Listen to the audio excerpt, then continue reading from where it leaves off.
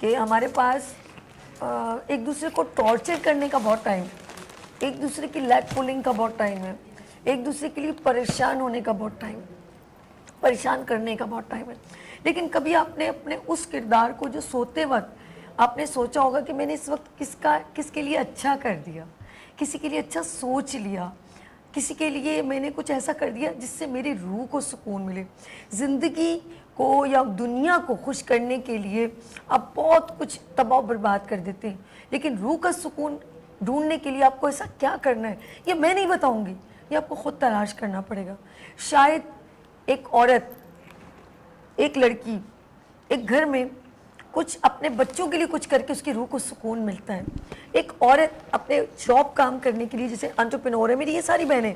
मैं इनका दिल की गहराइयों से शुक्रिया करती हूँ, आप और ये तमाम मेरी बहनें जब ये करती होंगी तो आप यकीन करें, जब आप इनको यूं करते हैं ना, खुदा की कसम इनकी रूह को सुकून मिलता है।